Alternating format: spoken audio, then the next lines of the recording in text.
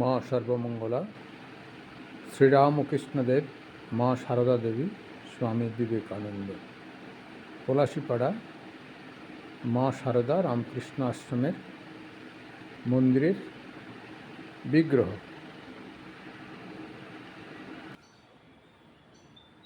কেদারেশ্বর মহাদেব। মা সর্বমঙ্গলা মন্দির, পলাশীপাড়া সারদা রামকৃষ্ণ আশ্রম, পলাশীপাড়া, নদিয়া।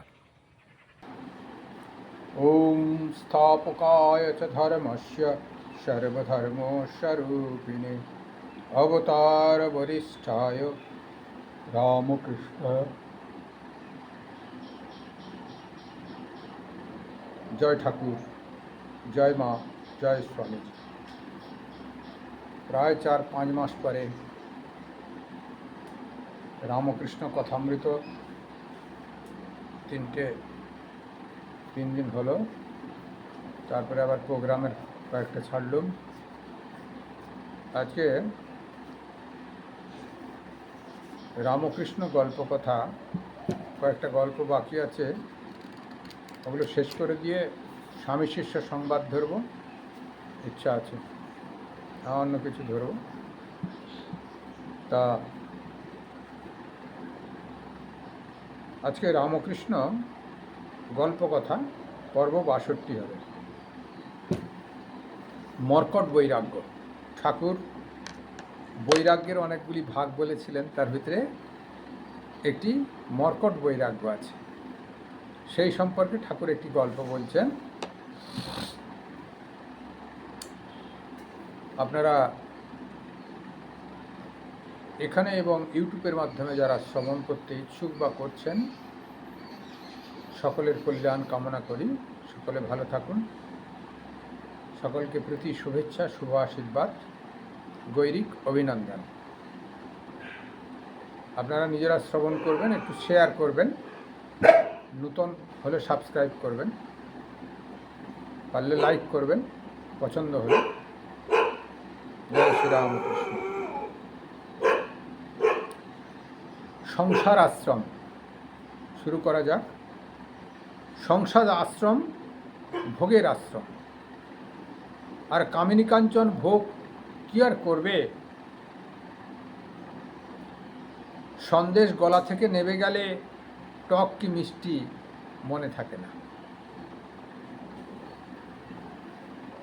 তবে সকলে কেন ত্যাগ করবে? সময় না হলে কি ত্যাগ হয়? ভোগান্ত হয়ে গেলে তবে ত্যাগের সময় হয়। জোর করে কেউ ত্যাগ করতে পারে না। ভারী সুন্দর।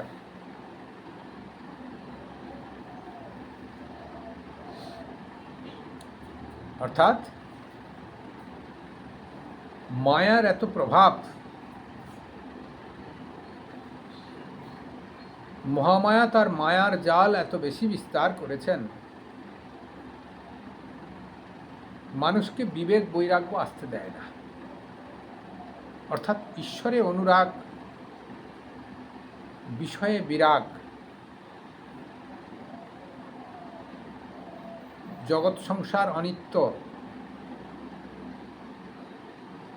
এই বিচার বুদ্ধি, সদসৎ বিচার করে সৎকে গ্রহণ করা, এগুলি সহজে আসতে দেয় না। সেই জন্যে সংসার আশ্রম হচ্ছে ভোগের আশ্রম, প্রবৃত্তি মার্গ। নিবৃত্তি হচ্ছে ত্যাগ, প্রবৃত্তি হচ্ছে ভোগ। এই সংসার হচ্ছে প্রবৃত্তি মার্গ। যা কিছু হচ্ছে সবই ভোগ করো। চুরি, লম্পটি, বদমাশি, কত রকমের করে সব মানুষ ভোগের ইচ্ছা পূরণের চেষ্টা করেন। কিন্তু ভোগের ইচ্ছা পূরণ করে কি আয়ু বৃদ্ধি হয়? না ভোগের ইচ্ছা সমাপ্ত হয়? সেটি আমাদের প্রশ্নের বিষয়, প্রশ্ন চিহ্ন। কোনোটাই হয় না। আয়ু শ্রীবৃদ্ধি হয় না, আর ভোগের ইচ্ছা যে পরিতৃপ্ত হচ্ছে ভোগ করে, সেটি হয় না, কারণ মায়ার এমন বিস্তর জাল, যতক্ষণ না ভিতরে ঈশ্বরের বা গুরু ঠিক ঠিক কৃপা করেন, সদসৎ বিচার করবার ক্ষমতা না আসে, আমি কি করছি, ঠিক করছি না ভুল করছি, এগুলি ক্ষমতা যদি না আসে বিচার করবার, তাহলে ভোগও সফল হবে না আর ত্যাগও হবে না। সেজন্য ঠাকুর বলছেন চরম ভোগের পরে ত্যাগ। তা এখন অনেকে আবার প্রশ্ন করেন, আমাকেও করেছেন, ঠাকুর তো বলেছেন ভোগের পরে ত্যাগ, তা তোমরা ছোটবেলা থেকে সংসার ত্যাগ করলে কেন? এটা আচার্য শঙ্করের দৃষ্টান্তও আছে। আচার্য শঙ্কর ছোটবেলা থেকে সংসার ত্যাগ করেছিলেন। আমরা আদি শঙ্করেরই পরম্পরা। তা ধরুন শ্রীরামকৃষ্ণের কথায় একটা দৃষ্টান্ত দিয়েই বলা যাক, তারপরে আসছি। সংসার ত্যাগ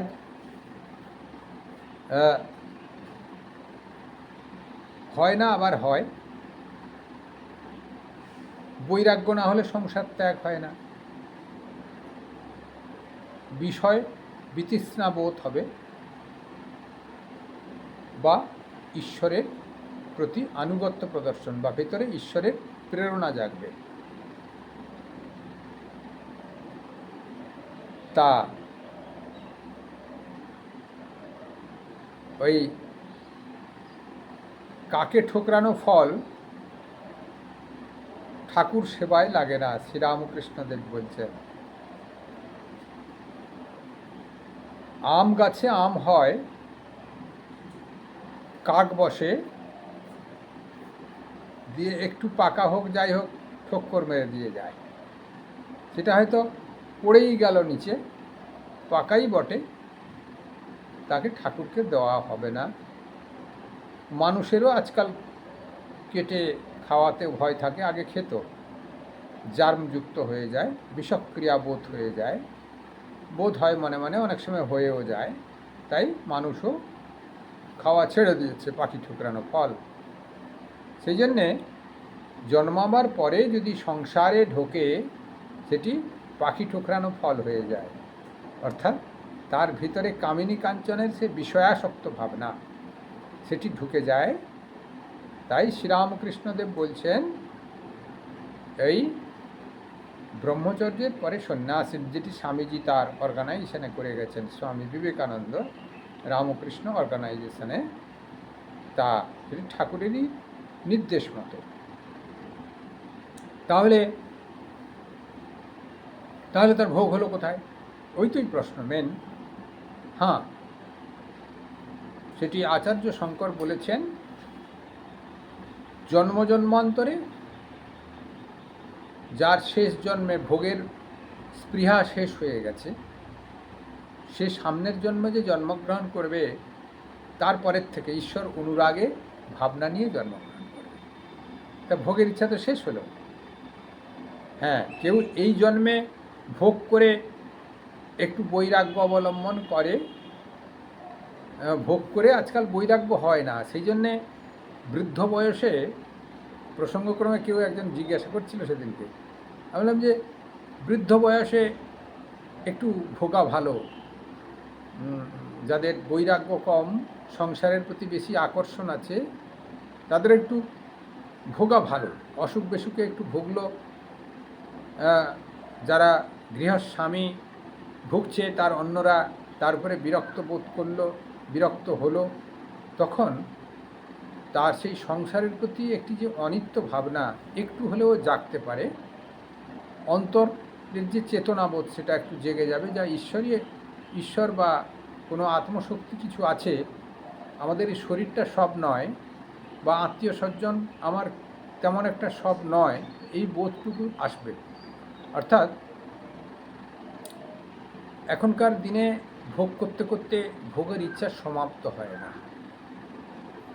নাতিপুতুর গালে চুমু খাবে, বৌমা হয়তো বকুনিও দিচ্ছে, নানা রকম সব আমার ছেলেটাকে একটু স্কুল থেকে আনতে পারো না, দেখতে পারো না, বাজারটা করে দিতে পারো না, শুধু গাদা গাদা খাচ্ছ, বসে আছো বুড়ো বয়সে, নানা রকম কথাই বলে, তাতেও বৈরাগ্য আসে না।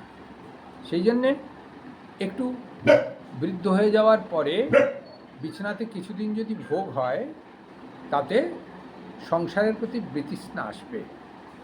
তা এই যুগেতে, এই পরিস্থিতিতে পড়ে শ্রীরামকৃষ্ণদেব বলেছিলেন, কাকে ঠোকরানো ফল ঠাকুর সেবায় লাগে না। তাই কাকে ঠোকরানোর আগে তা ঠাকুর সেবা যদি করা যায়, তাহলে সেই ফল ঠাকুর সেবায় লাগবে।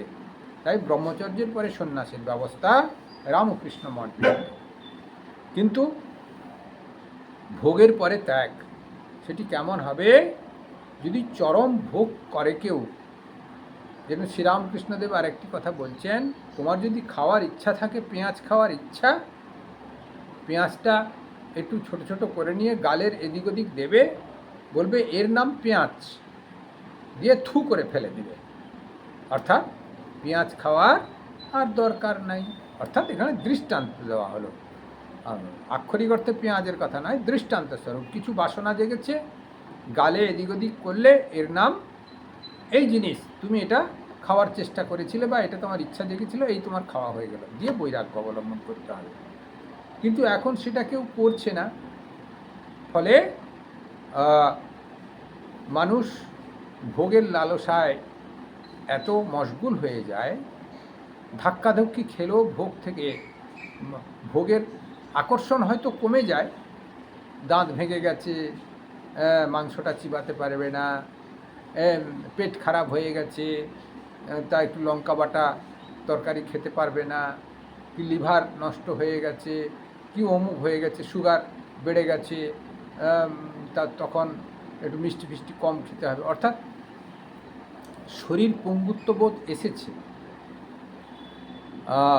মনের ভিতরে ইচ্ছা থাকলেও শরীর পারমিট করবে না, এটাকে কিন্তু বৈরাগ্য বলবে না। এটা বেঁচে থাকার জন্য যেন অসুখ বেসুখকে শরীরের উপর ক্রিয়া করেছে, বেঁচে থাকার জন্য এগুলো গাইডেন্স হচ্ছে, ডাক্তারের পরামর্শ মতো কম বেশি খাওয়া করে শরীরকে একটু ভালো রাখা। তাতে বৈরাগ্য কি আসছে? বৈরাগ্য আসছে না। সেই ভোগের বাসনায় বেড়েই যায়, বৈরাগ্য আসে বলে মনে হয় না।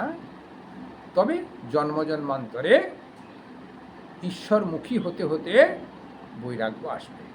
অর্থাৎ সংসারে থেকেও ঈশ্বরের অনুরাগে আমরা অনুষ্ঠান করব, যা কিছু করছি সব ঈশ্বরের অনুরাগে চালনা করব। কর্ম ত্যাগ করা যাবে না, বাসনা সম্পূর্ণ ত্যাগ হচ্ছে না। ঈশ্বরের অনুরাগে বাসনাটাকে ট্রান্সফার করে দিই, তাহলেই হলো। তা এইভাবেতে বাসনাকে ট্রান্সফার করতে করতে একদিন হয়তো বৈরাগ্য আসতে পারে। তারপরে বিচার করে দেখতে হবে, সন্দেশ গলা থেকে নেমে গেলে ত্বক কি মিষ্টি মনে থাকে না, জিহ্বার পর্যন্ত স্বাদ। মনের ইচ্ছা হয়েছে, জিহ্বাতে তার আস্বাদন হলো, তারপর তো কিছু বোঝা যাচ্ছে না। সেই জন্যে এইগুলো বিচার যদি করি, আমাদের ভিতরে বৈরাগ্য আসতে পারবে। আর ব্রহ্মচর্যের পরে যে সন্ন্যাস, এদের জন্মজন্মান্তরের বৈরাগ্য এসে যায়, সেই জন্যে ভোগ হয়ে যায়।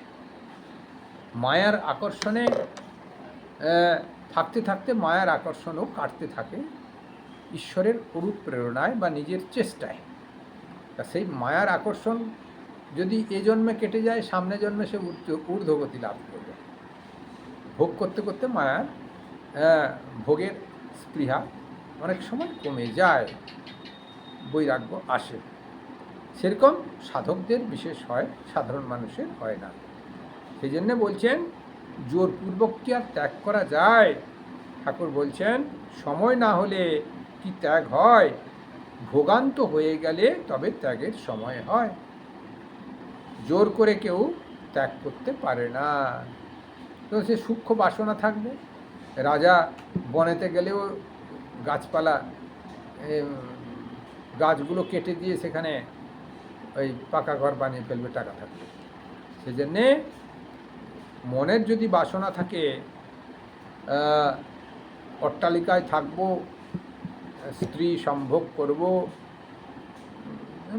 স্ত্রীর কথা এখানে প্রকৃতি সঙ্গে থাকবো, কি ভালো মন্দ খাবো, আমার জিহ্বার তাড়নার জন্য, কি ইন্দ্রিয় তাড়নার জন্যে, পঞ্চ ইন্দ্রিয় তাড়নার জন্যে, তাহলে যেখানেই থাকুক সেখানে সে রাজত্ব চালাবার চেষ্টা করবে বা সে ব্যবস্থা করে নেবে। আমাদের জানতে হবে মূল খাওয়ার জন্যে বেঁচে থাকা না বেঁচে থাকার জন্যে খাওয়া।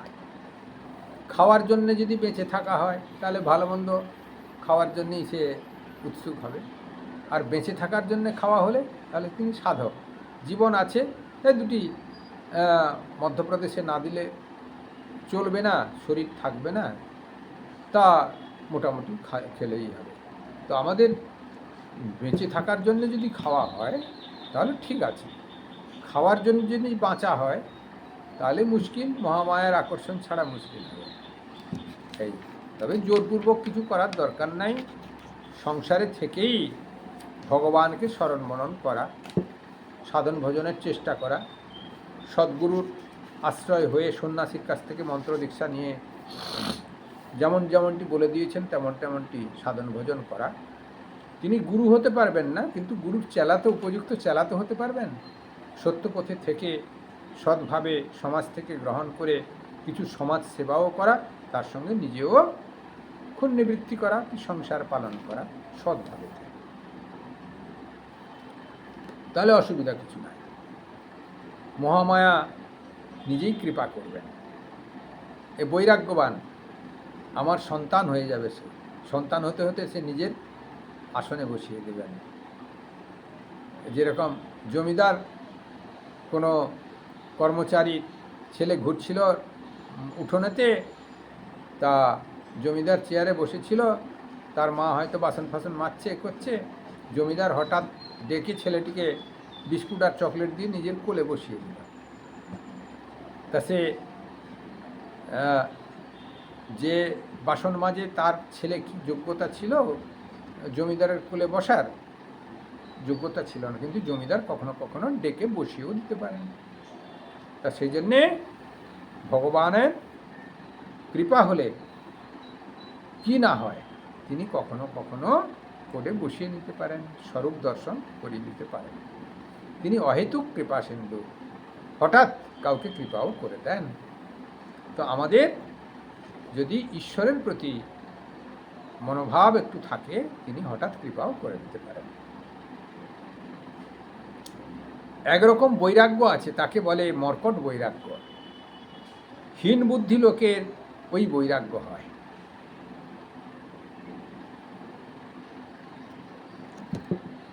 রাঁড়ি পুঁতি অর্থাৎ বিধবার ছেলে, মা সুতো কেটে খায়, ছেলের একটু কাজ ছিল, সে কাজ গেছে, তখন বৈরাগ্য হলো, গেরুয়া পড়লে, কাশি চলে গেল। আবার কিছুদিন পরে পত্র লিখছে, আমার একটি কর্ম হয়েছে, 10 টাকা মাইনা, ওরই ভিতর সোনার আংটি আর জামা জোড়া কেনবার চেষ্টা করেছে, ভোগের ইচ্ছা যাবে কোথায়? ভারী সুন্দর, একেবারে নাম মর্কট বৈরাগ্য।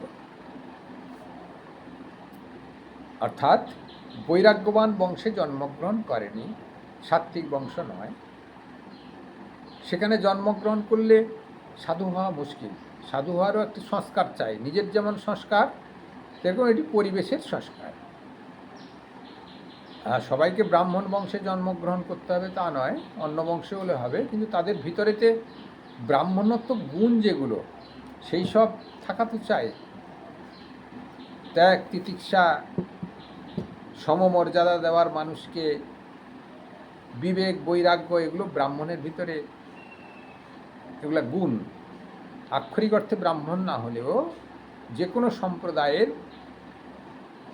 ব্রাহ্মণের গুণ থাকা চাই, ক্ষমা, দয়া, এসব ব্রাহ্মণের গুণ যদি না থাকে সে সাধু হতে পারবে না।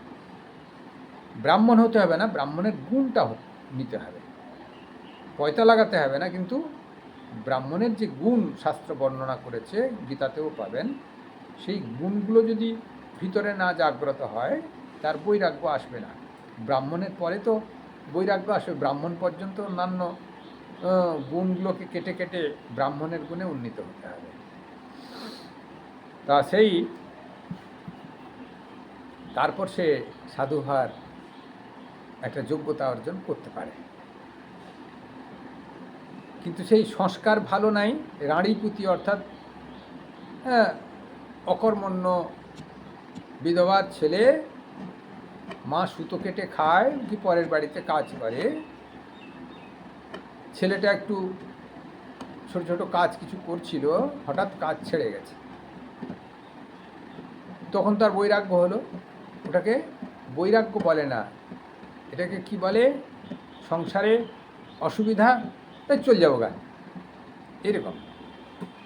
এটাকে বৈরাগ্য বলে না, এটা ঈশ্বরের অনুরাগ নাই, সংসারে খাওয়ার কষ্ট, তাই সাধু হয়ে যাব, এই ভাবনা নিয়ে গেরুয়া পরে বেনারসে চলে গেল। বেনারসে গিয়ে কোনো দোকান টোকান পেয়েছে 10 টাকা দেবে, তখন 10 টাকা দাম ছিল, এখন 10 টাকার জায়গায় হয়তো 10,000 দেবে কি 5,000 দেবে। তা যেই দোকানে ঢুকে গেছে, টাকা পয়সা পেয়েছে, গেরুয়া ছেড়ে দিয়েছে। গেরুয়া ছেড়ে দিয়ে এবার হয়তো মাকে লিখলো, মা আমি চাকরি পেয়েছি, 10 টাকা মাইনে, 10টার জায়গায় 5,000 টাকা মাইনে, তা আমি যাব, ঘরে ফিরবো গা। তা তার ভিতরে আবার তিনি জামা, জুতো, সোনার আংটি ফাংটি 2 মাসের মাইনাতে সব করে নিয়েছে। অর্থাৎ ওই যে ভোগস্পৃহা যদি সম্পূর্ণ না থাকে বৈরাগ্য আসবে না, ঈশ্বরের প্রতি সম্পূর্ণ সারেন্ডার হবে না, এইটি বলছেন। তা আজকে এই পর্যন্ত থাকবে তাহলে, যে মর্কট বৈরাগ্য ঠাকুর বলেছেন বেশ কয়েক রকমের, 3-4 রকমের বৈরাগ্যের কথা বলেছেন। তার ভিতরে মর্কট বৈরাগ্যটা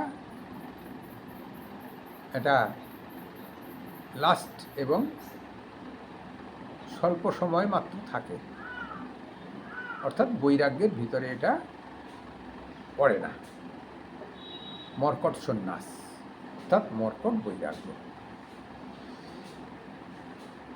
তো যেই আজকে এই পর্যন্ত থাকুক। ভোগ সম্পূর্ণ না হলে ত্যাগ হয় না, এটা যেমন তেমন সংসারে থেকেও ঈশ্বরের প্রতি আনুগত্য রাখতে রাখতে ভোগস্পৃহা কমে যাবে, তখন বৈরাগ্য আসবে। ওম নিরঞ্জনম নিত্যমনন্তরূপম ভক্তানুকম্পাধিত বিগ্রহম বৈ ঈশাবতারং পরমেশমিড্ডম তম রামকৃষ্ণম শিরসা নমামি। সর্বে ভবন্তু সুখিনঃ, সর্বে সন্তু নিরাময়া, সর্বে ভদ্রাণি পশ্যন্তু, মা কশ্চিৎ দুঃখমাং ভবেৎ।